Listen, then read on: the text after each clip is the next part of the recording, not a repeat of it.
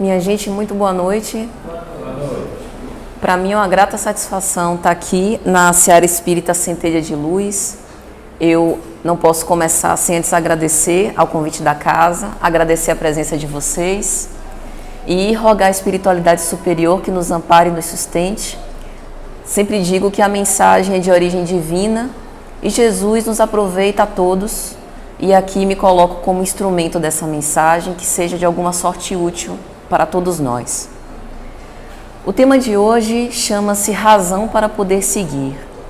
E pensei especialmente nesse tema porque muitas vezes nós passamos por aflições na nossa vida. Passamos por dificuldades que são muito naturais do nosso atual estágio evolutivo, das nossas imperfeições, do planeta em que ora habitamos. A gente não pode se esquecer que nós estamos num planeta de provas e expiações. Então aqui nós estamos num hospital-escola, convivendo com pessoas enfermas da alma, como nós também somos, pessoas que ainda são ignorantes, que ainda insistem em agir de acordo com a maldade, que atrasam a própria marcha evolutiva por não agir com caridade. E por isso, as aflições e as dores, elas não são necessárias, porque é através desses testes da vida cotidiana que nós vamos utilizando o nosso discernimento para escolher cada vez melhor.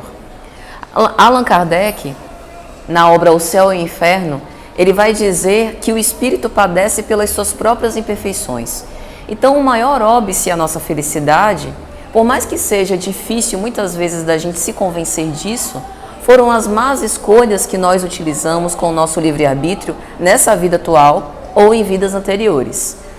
Allan Kardec também aborda isso no capítulo 5º, Bem-aventurados os aflitos, de O Evangelho segundo o Espiritismo.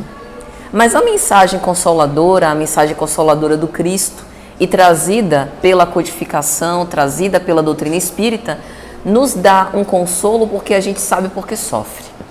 Mas quando a gente passa pelas provas na pele, nem sempre isso é fácil. Por exemplo, quando a gente perde os nossos afetos queridos, e aqui quem passa por essa situação vai compreender bem. Muitas vezes é a esperança de um reencontro e a lembrança dos momentos bons que passamos juntos com esses nossos afetos, com esses nossos familiares, que nos dá força para prosseguir. Certa vez eu conversava com uma moradora de rua e ela me dizia chorosamente que o filho dela, o filho único dela, estava preso.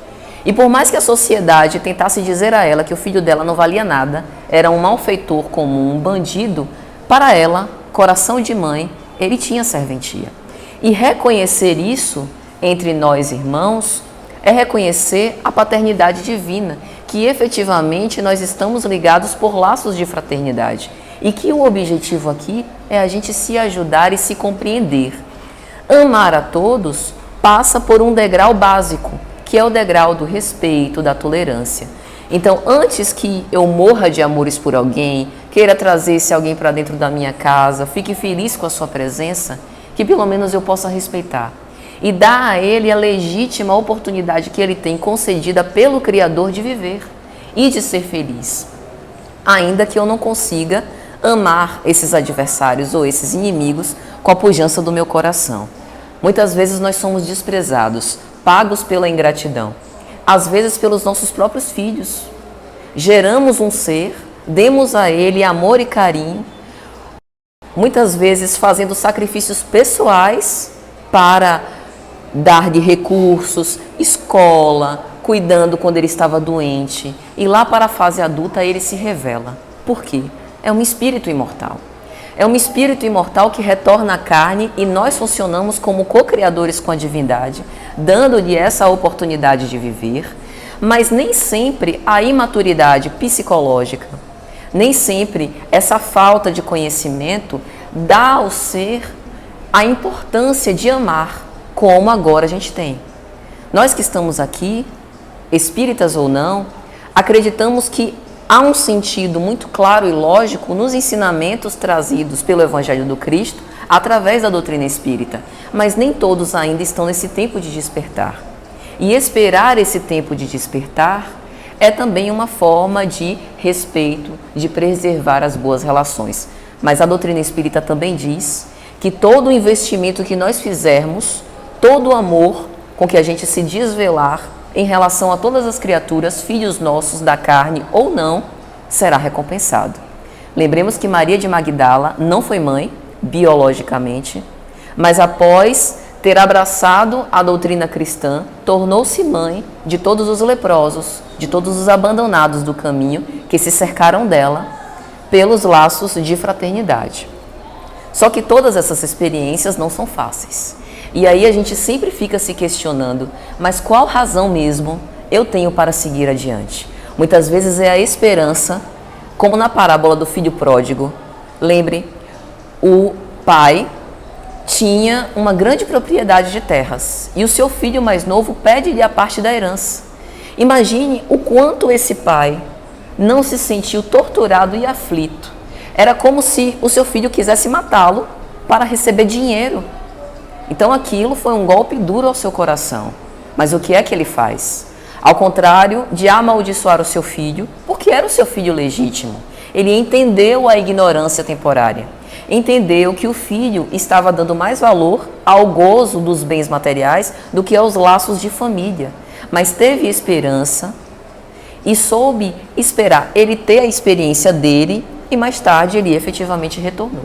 Quando ele passou pela fome, quando ele desejou as alfarrobas dadas aos porcos e os donos dos porcos não lhe davam, ele se lembrou que o seu pai, aos seus servos, que nem eram filhos de carne, mas aos seus servos, aos seus trabalhadores, dava comida, dava domicílio, dava agasalho, dava muitas vezes carinho, coisa que ali ele não tinha.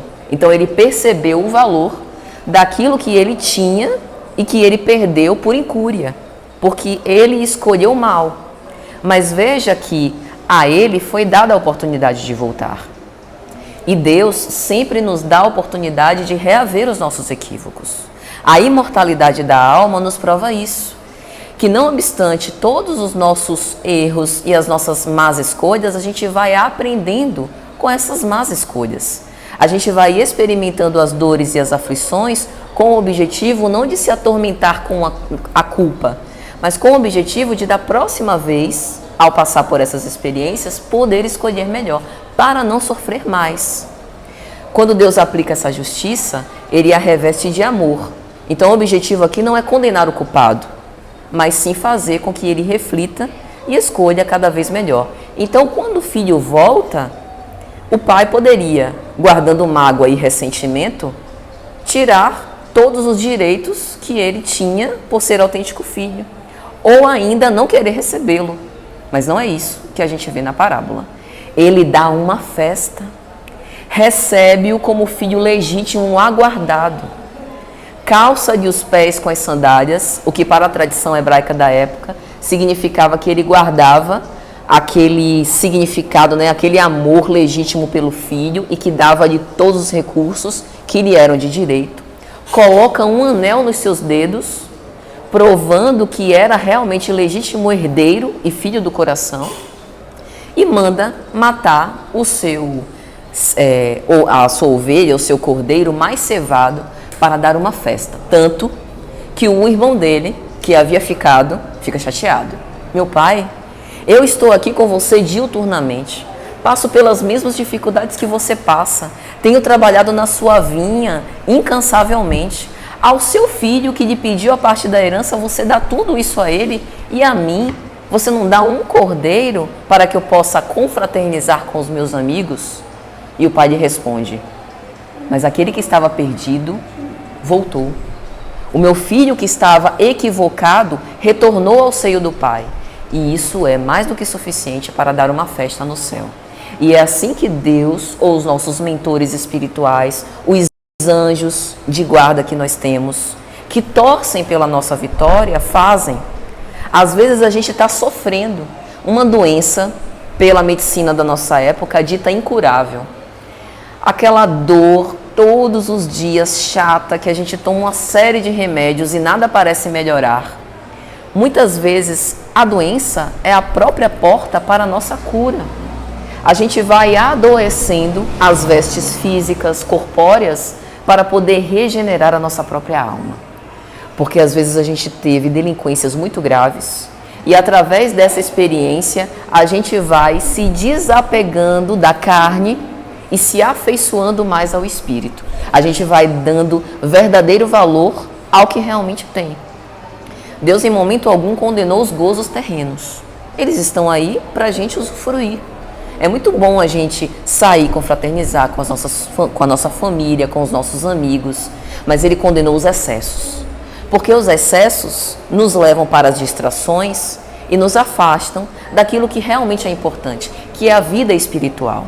Então, que nós aproveitemos essas experiências a fim de que a gente vá tomando resoluções, não para o prazer momentâneo, que é muito bom, mas passa. Mas que a gente tome resoluções com o objetivo da gente evoluir mais e alcançar o nosso Pai em breve. Às vezes, nós sofremos perdas materiais. É aquele nosso amigo que nos traiu, a gente confiou nele, emprestando dinheiro, ou seja lá qual for outra circunstância, e ele nos traiu e nos deixa numa situação difícil. Às vezes são os próprios reveses da vida. A gente está muito bem, está empregado, a vida nos sorri, vem uma crise e a gente amarga um desemprego, vem as preocupações que são muito naturais. E aí, qual a razão que a gente tem para não perder a fé? Porque a gente olha para o lado e vê as famílias bem, mesmo numa crise, o pessoal esbanjando, e a gente muitas vezes se questiona. Mas por que Deus age com essa discrepância, né? Dando muita felicidade e ventura para outras pessoas e eu tenho que amargar a desdita? Preservar a confiança em Deus é saber que para tudo há um plano. E que se temporariamente, né, eu tenho essa perda material, pelo menos eu gozo de saúde. Uma saúde que muitas pessoas que estão nos hospitais há vários anos, muitos passam décadas em coma, sem conseguir se comunicar com as pessoas, e nós estamos gozando aqui de plena saúde. E às vezes aquela perda material que nós achamos é a oportunidade da gente muitas vezes realizar um sonho engavetado e ser muito feliz. Então a vida, ela vai transcorrendo sim em eventos para que a gente possa utilizar a nossa sabedoria, as nossas experiências para dar valor ao que verdadeiramente importa. Porque quando a gente está na zona de conforto, é difícil a gente pensar sobre isso. Se eu estou numa situação confortável, em que os meus desejos são completamente atendidos, qual a razão para eu pensar na imortalidade na alma ou na existência? Essas dificuldades, muitas vezes, é aquele aguilhão que nos propele para frente, para a gente pensar de outra forma, pensar na dor do outro, ter compaixão, ter empatia pelos outros. E como nós temos sido intolerantes a frustrações. Basta a gente olhar para as redes sociais. Se alguém tem uma convicção diferente da minha, eu teria o desejo de que o outro pensasse da forma que eu penso, eu já reajo com agressividade, com violência, desfaço a amizade. Em período eleitoral, quantas amizades não foram desfeitas? Mas a frustração, ela tem uma dupla serventia. A primeira delas é nos mostrar que acima das nossas vontades tem a vontade do Pai. E quando a gente reza o Pai Nosso, a gente outorga a Deus que Ele faça ao nosso respeito o que Ele bem quiser, que seja feita a vossa vontade, assim na terra como nos céus. Então, quando a gente não tem atendido um desejo como a gente pensava, a gente não tem por que ficar chateado. Os desígnios de Deus são insondáveis. E ter fé não é apenas crer que há alguém maior do que nós, é confiar que Ele vai fazer o melhor para nós, ainda que nós não conheçamos os desígnios dele. Então, pensar sobre isso é importante. E isso sobre a frustração do desejo também nos mostra quem nós somos. Quando nós temos as negativas, os nossos desejos negados, é aí que a gente se revela quem a gente é. Porque quando a gente não tem um desejo atendido, a gente faz de tudo para forçar que aquele desejo venha, ou a gente simplesmente aceita, obedece, fica resignado. Resignar-se não é acomodar-se. Não é eu lutar muito por uma coisa e não conseguir e eu simplesmente desistir. Mas é acreditar que muitas vezes há correções que o Pai faz e aceitar que aquilo para aquele momento é o melhor para mim. Vou dar um exemplo. Às vezes a gente vem num seio familiar e nem sempre a gente vem cercado de pessoas que a gente ama e que morrem de amores por nós. Às vezes são adversários do passado que voltam naquela conjuntura. Pessoas em relação às quais nós guardamos conflitos. Muitas vezes crimes que estão ali por trás daquelas relações. Mas é assim que o Pai, na sua sabedoria máxima, faz. Ele faz com que os adversários retornem num ambiente amoroso, amistoso, pelos laços consanguíneos em união, com o objetivo de ir desvanecendo aquelas rusgas, aquelas mágoas, aquelas antipatias. Aí a gente acorda todos os dias e dá de cara com aquela pessoa que a gente já antipatiza. E aí a gente se culpa e se pergunta, mas é o meu pai, é o meu filho, é o meu marido, como eu posso não amá-los? Mas o respeito e a tolerância passa por essas primícias do amor. E aí a gente vai convivendo diariamente com a pessoa e vai conseguindo perceber as qualidades que ela tem, as virtudes que ela tem, porque não há ninguém que não as tenha. Todos nós trazemos conquistas que fomos angariando ao longo das nossas experiências. E é nessa convivência diária que a gente se revela. Mas a gente está querendo focar só nos defeitos ou a gente está querendo focar naquilo que o outro tem de melhor? Para que a gente possa preservar a saúde das nossas relações, a gente tem que se encharcar daquilo que o outro tem de melhor e dar a ele também aquilo que a gente tem de melhor. E aí, para contextualizar um pouco esse assunto, eu me lembrei de uma obra pelo Espírito Emmanuel, intitulada 50 anos depois. Essa obra, ela se passa na Roma Antiga, no ano 131 depois de Cristo. Emmanuel houvera sido, na obra Há 2000 anos, Publius Lentulus, um senador romano que encontra o Cristo e que não se converte à era cristã, à mensagem cristã. Ele retorna 50 anos depois como um escravo na história. E aqui já tem uma importante lição para a gente. Aquilo que a gente não consegue aprender por livre e espontânea vontade, às vezes a própria lei de causa e efeito nos coloca numa situação em que a gente perde aqueles recursos que desperdiçou para que a gente possa dar valor. O senador romano, imponente, rico, que tinha todo o poder nas mãos, perdeu-se no orgulho e na prepotência. Retorna como um escravo, humilhado, sem nenhum recurso, não tinha nem de si mesmo a própria liberdade para aprender a humildade. Então é assim, se nas experiências a gente não aprende por livre e espontânea vontade, o jogo vira. E aí às vezes a gente fica se perguntando por que as reviravoltas da vida, para o nosso próprio aprendizado.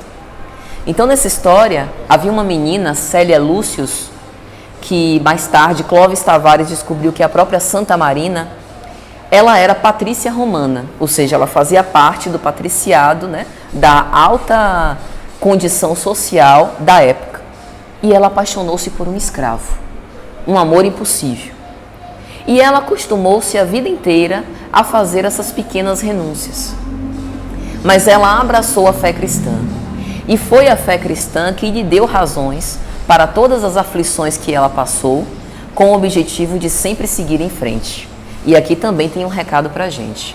Se a gente quiser verdadeiramente ter esperança e perseverar nesse mundo de densas sombras por onde a gente está, sem perder o otimismo, sem se perder na melancolia ou na depressão, a gente precisa ter um ideal. E aqui cumpre a gente refletir. Por qual ideal nós temos vivido? Há ideais materiais. Eu quero viver, progredir, eu levanto todos os dias porque o meu objetivo é angariar bens materiais para deixar os meus filhos bem. É um ideal muito justo, muito nobre. E você? Por que você faz isso? Esqueça temporariamente os seus filhos. Não que você não os ame. É muito importante, né? Essa honradez que você tem com o seu papel de maternidade e paternidade. Mas e você? Por que você acorda todos os dias? Qual a sua razão? Qual o seu ideal? Quando nós pensamos no exemplo de Jesus, nós vemos que o próprio Cristo um sol de excelentíssima grandeza, desceu e internou-se num corpo físico para conviver com pessoas imperfeitas como nós, porque ele era dotado de um grande ideal. Ele tinha uma comunhão perfeita com a lei divina e ele buscou mostrar-se ser esse próprio exemplo. Então veja que, para nós, ter o ideal de reviver as cenas do cristianismo, reviver as lições de Jesus, é a forma que nós temos de garantir a nossa própria felicidade, desde a vida presente, e garantir essa felicidade também para o futuro. Por quê? Jesus humano dava-se com todos, preservava a saúde das suas relações. Ele relacionava-se com doutores da lei, relacionava-se com pescadores, com comerciantes, com pessoas de má vida, com meretrizes, não desprezava ninguém. Então veja como nós, copiando os passos dele, podemos viver bem com os nossos semelhantes. E quem é de nós que vive sozinho? Quem é de nós que pode viver em solidão? Quando nós estabelecemos relações saudáveis com as pessoas, a gente vai granjeando amigos, a gente vai cativando afetos. E nenhum de nós pode desprezar essas relações, porque é na relação com o outro que a gente aprende, que a gente se conhece. Se eu sou impaciente, agressiva, eu só vou aprender a me reconhecer quando, num ato de agressividade, eu destratar alguém e perceber que aquilo magoou alguém. Aí eu me dou conta dessa imperfeição que eu ainda carrego. Mas se eu vivo sozinha, na minha redoma, nada vai me desagradar. Eu vivo em profunda solidão. Então a gente precisa do outro porque o outro funciona como uma ponte para que a gente possa alcançar a Deus. Jesus mostrou isso em todos os passos da sua marcha. Veja que nem para aqueles que o negaram, Pedro, o traíram, como Judas, ele os desprezou. Os chamava de amigos.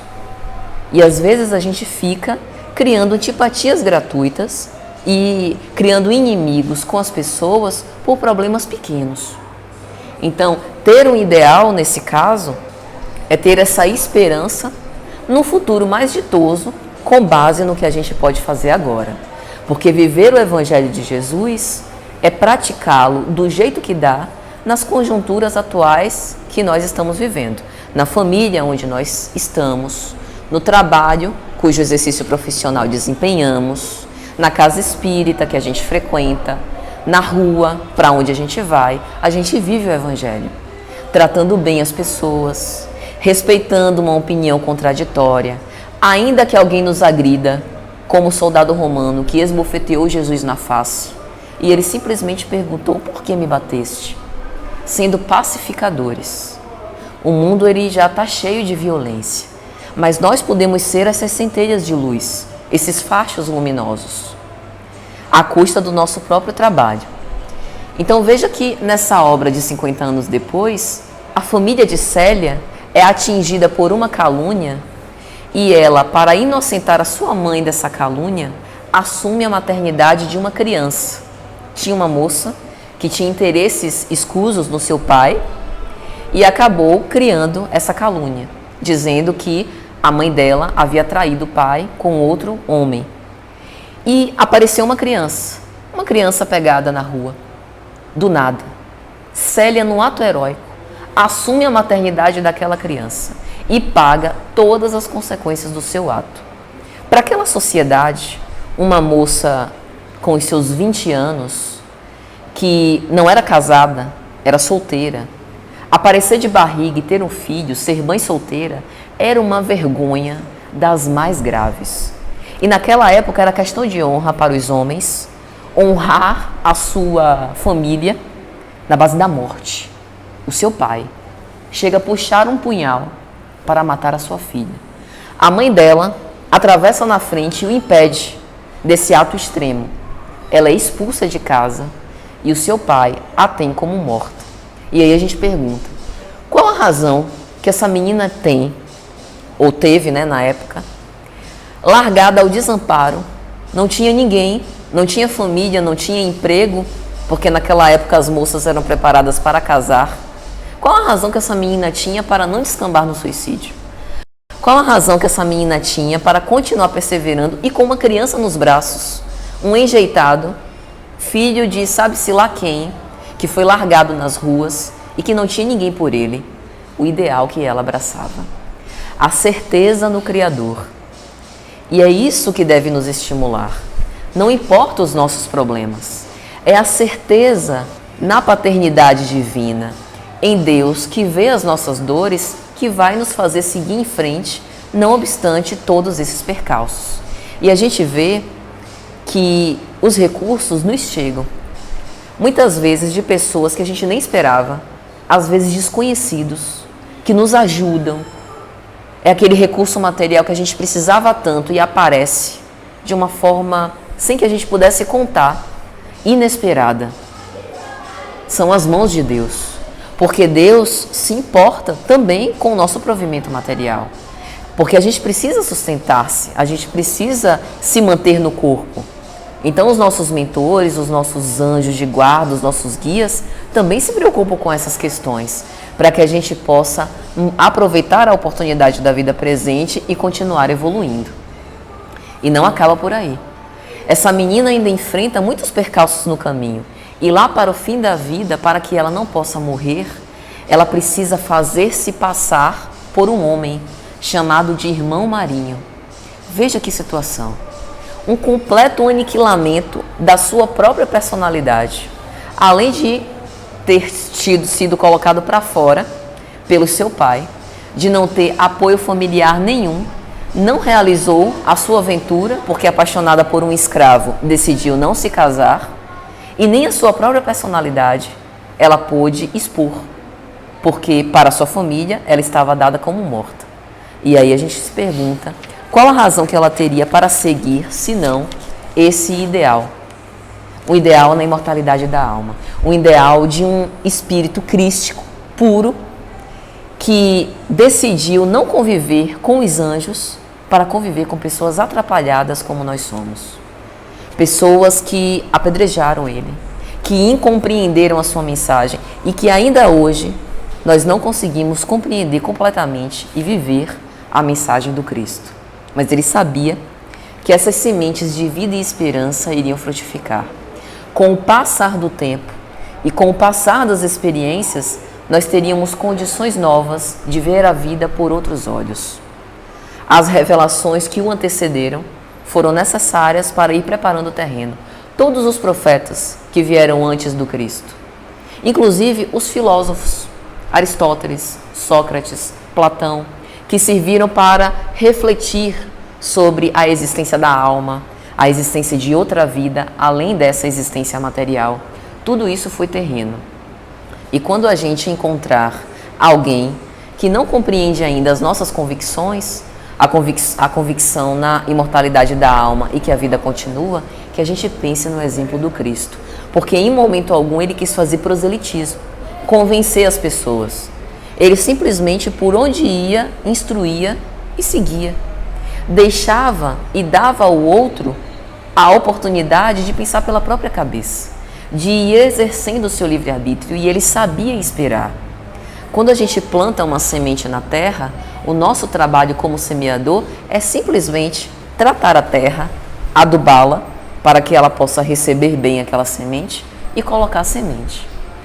Todos as outras circunstâncias são divinas. O clima, a chuva, o vento, o tempo que passa para essa semente se desenvolver. Então, compreender que cada um de nós funcionamos com relógios específicos também é exercer o amor. Ter paciência com as pessoas, ainda que elas não sigam as convicções que por hora a gente abraça.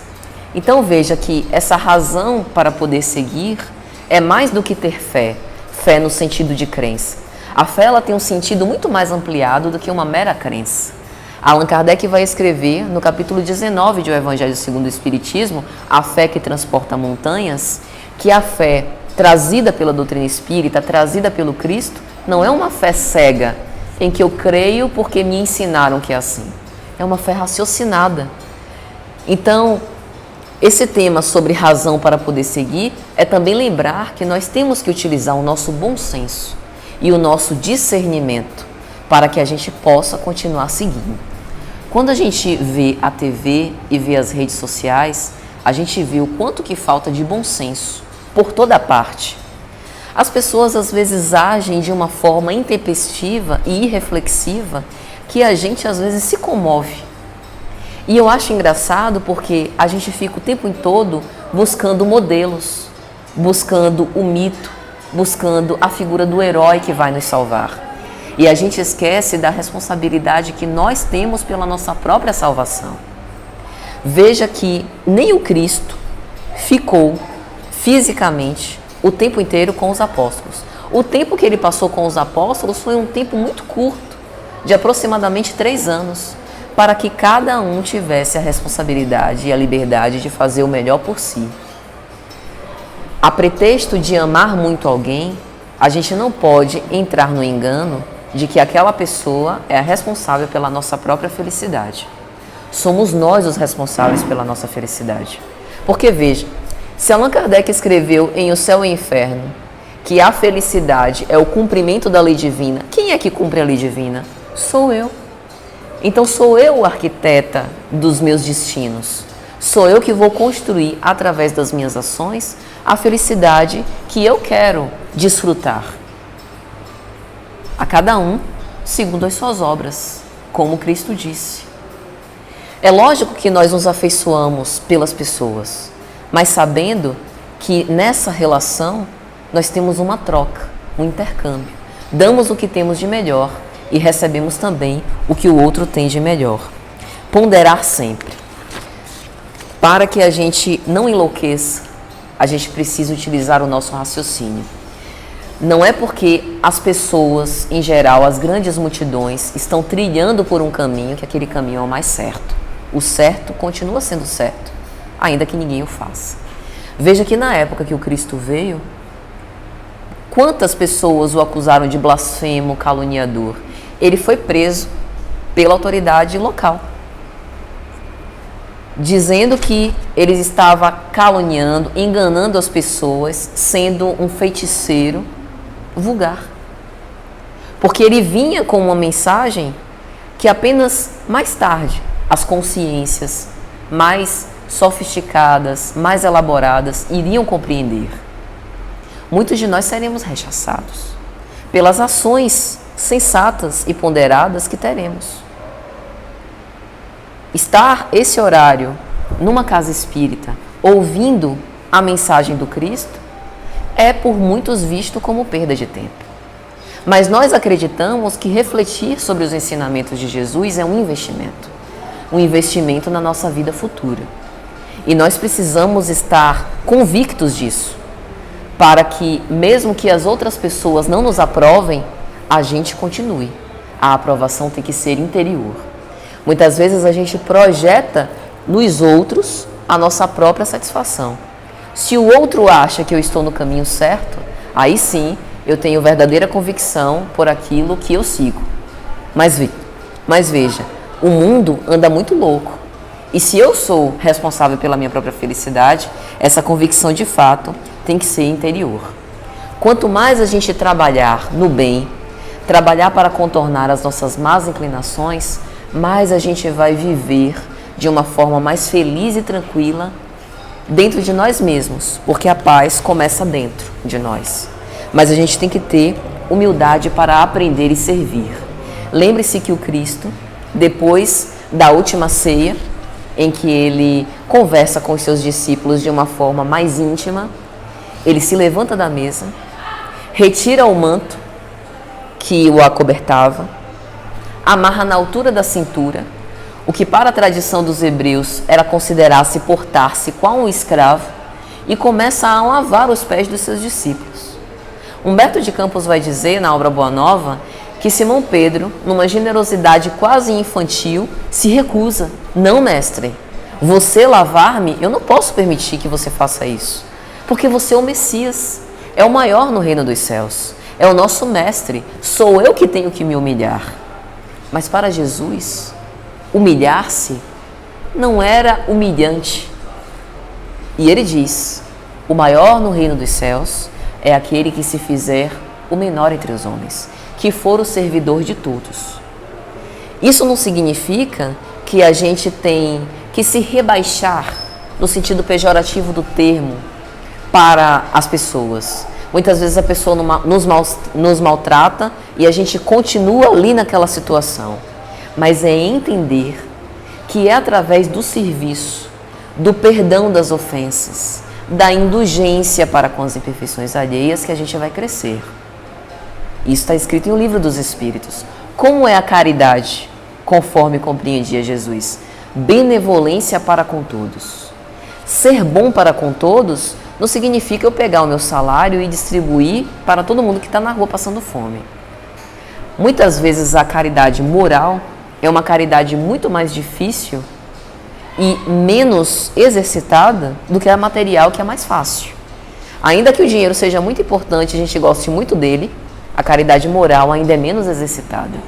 A benevolência para com todos passa, por exemplo, da gente ouvir algo ofensivo e que nos desagrada e a gente não reagir com agressividade, não querer responder ou devolver na mesma moeda. Porque pense bem, se alguém me ofende, o problema é dele. Como é que eu me conduzo? E isso é problema meu. Divaldo Franco diz, o outro pode me odiar. Eu é que não posso ser inimigo de ninguém. Porque se nós abraçamos a mensagem cristã, a gente entende que o ódio é o amor que enfermou. É o equívoco do amor. Nós só vamos conseguir galgar os passos rumo à nossa evolução moral amando. E a gente só aprende a amar nessas pequenas renúncias, tolerando essas besteiras que o outro fala e a gente finge que não ouviu. Como diziam os jovens, fingir demência. Não é simplesmente viver alheio, mas é entender que o outro passa por uma incompreensão que muitas vezes a gente já passou por aquela ignorância, mas a gente despertou e o outro continua ainda naquele sono espiritual. Indulgência para com as imperfeições alheias. Nós também temos as nossas imperfeições. Certo dia eu conversava com uma tia minha e ela me dizia, mas eu sou uma pessoa ótima. No meu trabalho, por exemplo, as pessoas me adoram. E aí eu falava com ela, eu não sei se você é tão ótima ou se as pessoas com as quais você trabalha que são muito caridosas. Porque às vezes a gente não se percebe. Não percebe que o outro tem uma extrema atitude de indulgência para com os nossos defeitos. E se o outro não se irrita, se a gente não se engalfinha com alguém, às vezes o mérito é do outro e não do nosso. Pense em Jesus. Será que Jesus se contrariaria ou se melindraria com alguém? As pessoas que a gente diz que são pessoas difíceis, pessoas chatas, desgastantes, que a gente quase perde a paciência ou até perde mesmo.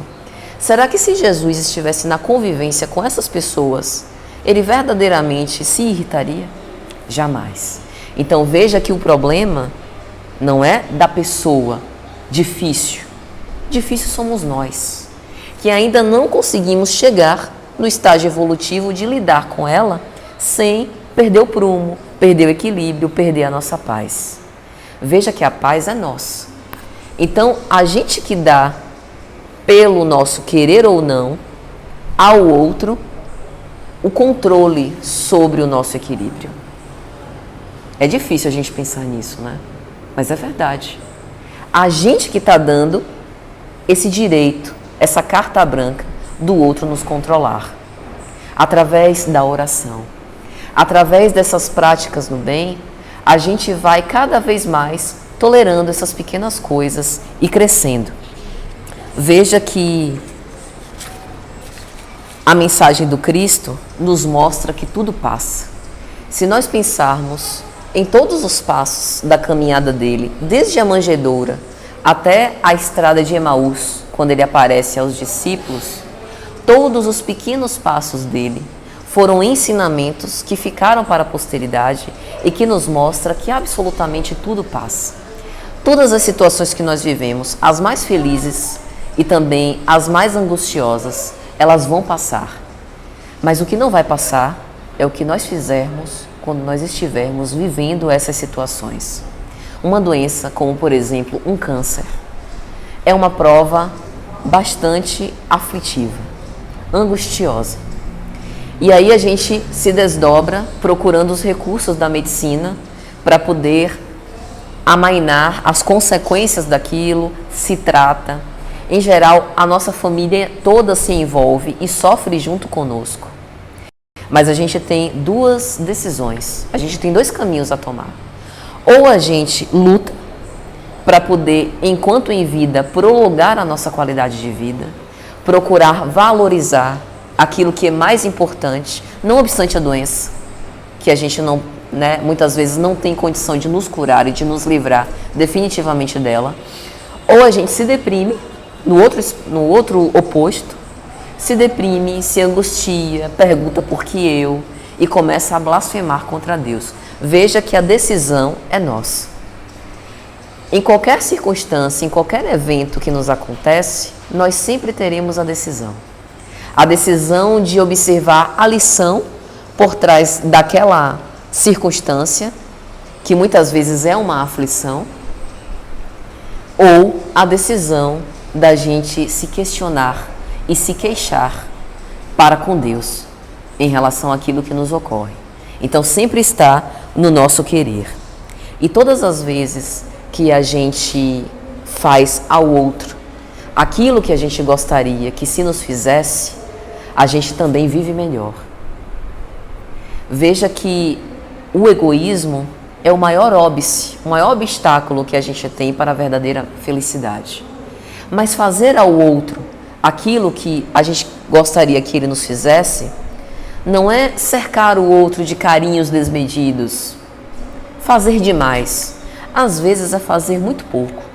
Por exemplo, quando chega alguém e se aproxima da gente e começa a conversar, e de preferência aquela pessoa que fala pelos cotovelos, nem tem, né? O que aquela pessoa gostaria que você fizesse? A ouvisse. De preferência, não contasse os seus problemas. Ficasse quieta só ouvindo os problemas dela. Estar na presença de uma pessoa que se queixa é muito chato. E às vezes a gente sente até que o nosso ânimo, o nosso otimismo, a nossa energia vai se esvaindo. Mas é caridade ouvir. Jesus despontou-se como modelo e guia pelo que ele fez e pelo que ele disse, mas também pelo que ele não fez e pelo que ele não disse. Lembre que quando a mulher flagrada em adultério é levada para ele, e aí os doutores da lei perguntam: devemos apedrejar essa mulher? Ela adulterou. A lei diz que sim. Ele primeiro se cala. Depois ele diz: aquele que estiver sem pecado, lhe atire a primeira pedra. O que ele não disse naquele momento já promoveu uma reflexão. Então, quando uma pessoa queixosa nos busca para falar, é porque muitas vezes desabafar e falar é o único recurso que ela consegue utilizar naquele momento para tentar amainar um pouco da dor que ela sente. E a gente também sente as nossas dores. Que a gente procure os recursos para poder tratar as nossas dores sem sobrecarregar as pessoas. Mas quando alguém vem em nossa direção, nos pedindo ajuda, e muitas vezes a ajuda não é declarada, quero ajuda. É desse jeito. É a pessoa que se queixa de tudo. Você acha mesmo que ela está bem? Ela não está. Ali tem um pedido velado de SOS. E se a gente puder amparar, com o recurso que a gente tiver, com o nosso ouvido, com um conselho, se for o caso, às vezes a gente está evitando até que alguém desesperado, que alimentou um profundo desgosto pela vida, descambe no suicídio. Foi uma vida que a gente salvou. Veja por que, voltando à história do pai da parábola, veja por que o pai comemorou tanto o retorno do seu filho. Porque o seu filho equivocado havia se perdido e voltou. Uma vida resgatada. Nós podemos ser esses resgatadores de vida com ações muito simples, como esse exemplo agora. Basta que a gente esteja atento aos sinais, esteja atento e, na dúvida, que a gente haja como Jesus agiria se estivesse no nosso lugar. E aí eu tenho um amigo meu que diz: mas eu não sou Jesus. Eu sei. Mas a mensagem do Cristo não é a mensagem para Cristos. A mensagem do Cristo é a mensagem para imperfeitos. Veja que quando ele escolhe o seu apostolado, ele escolhe pessoas imperfeitas, com vícios que ele conhecia, ainda rudes, que precisavam ser lapidados, como a gente também precisa ser lapidado. A mensagem do Evangelho é um caminho. Ele disse: eu sou o caminho, a verdade e a vida. É por isso que a gente tem que se esforçar para se lembrar dele nas cenas cotidianas, porque é o melhor caminho. Há vários caminhos. A gente pode escolher os atalhos, que são mais fáceis, que ele chamou da porta larga, a porta das perdições, mas a gente também pode escolher o caminho que é mais difícil, a porta estreita, mas que é o mais seguro, que não vai apresentar aquelas surpresas desagradáveis, que a gente não vai precisar voltar. Veja que o filho pródigo, ele escolhe um atalho e mais tarde ele precisa voltar, precisa caminhar mais para refazer o caminho que ele não pôde seguir. E pensar em tudo isso é saber que Deus tem um plano para nós. Antes de nós reencarnarmos, fizemos um planejamento reencarnatório. Mas o planejamento reencarnatório não nos molda um destino fixo. Não há fatalidade na criação. A gente tem probabilidades. As cenas mais importantes da nossa vida já foram inclusive previstas. Mas nós estamos escolhendo o tempo inteiro. A gente o tempo inteiro muda o desfecho do nosso caminho, da nossa vida. Então veja como é grande o nosso poder. Tem uma obra de André Luiz, Obreiros da Vida Eterna. Uma senhora chamada Albina estava, de acordo com seu planejamento, prestes a desencarnar. Os mentores já estavam presentes no local dela para fazer o desenlace. O neto dela faz uma prece. A mais simples que a gente já escutou, não era nem o Pai Nosso. Senhor Jesus, eu te peço que não leve a minha avó, porque eu sei que ela está muito doentinha e que os dias dela já estão contados. Mas não leve ela agora, porque eu preciso dela. Aquela prece alcançou o setor de reencarnações responsável pelo desenlace daquela senhora. E ela ganhou mais dias sobre a terra. A sua desencarnação foi postergada pela oração de um menino de 5 anos. E aí André Luiz vai explicar. Não era uma prece qualquer. Primeiro que muitas vezes a gente subestima o poder da oração. Era uma prece fervorosa. Segundo que ali se tratava de um menino de 5 anos na carne, mas era um espírito que tinha méritos. E a vida da avó dele, Albina, ela estar presente no corpo, para ele, mais alguns dias era importante. Porque ela tinha uma filha que estava grávida, e se a mãe desencarnasse naquele momento, ela possivelmente sentiria uma aflição muito grande e correria no medo de até perder a criança. E a criança que ela estava no ventre, mais tarde seria a companheira desse menino de 5 anos. Veja o panorama, o pano de fundo da história. Ele, no corpo, uma criança de 5 anos, mas espírito imortal, estava percebendo toda aquela razão de coisas. E através dessa prece que foi ouvida, houve um postergar dessa existência. Então veja que o nosso destino não está fadado. Nós viemos, e é lógico que retornaremos ao mundo espiritual quando só Deus sabe, Deus e nós. Porque se a nossa existência estiver sendo útil, se a gente estiver multiplicando os recursos, como na parábola dos talentos, a gente vale mais encarnado do que do lado de lá. Porque do lado de lá a gente vai retornar, precisará fazer um novo planejamento, começar tudo de novo, bebezinho, vai para a escola, até ficar grande. E ser útil de novo vai demorar. Então vale a pena permanecer mais. Então veja como o tempo inteiro, de fato, a gente está mudando o nosso destino. Então, meus amigos, a razão para poder seguir A razão para seguir em frente é saber aquilo que nos move. O que é que verdadeiramente nos faz felizes, nos faz brilhar os olhos? E que a gente encontre dentro de nós essa resposta, não nos outros. Não porque eu quero viver com alguém, eu quero que alguém me complete. Não porque eu quero que os meus filhos cresçam e vão para a faculdade. É lógico que a gente tem que pensar nos outros, mas a nossa primeira missão é para conosco. Nós somos os responsáveis pela nossa evolução espiritual. Então temos que nos preocupar com aquilo que nos move. Para onde é que as convicções que nós abraçamos e que a vida que nós temos está nos levando? Para onde que a gente está conduzindo o nosso barco? A qualquer momento, a gente pode ajustar a nossa bússola pelos caminhos de Jesus. Está no nosso querer fazer essa escolha.